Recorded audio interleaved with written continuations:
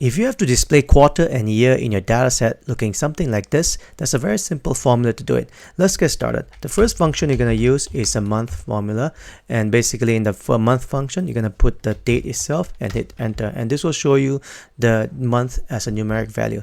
Now you're going to divide that by 3 to give you the quarter, but the quarter looks like a date itself. To change it, press Ctrl 1 to open up format cell. Click on general, click on OK, and it'll give you in decimal places.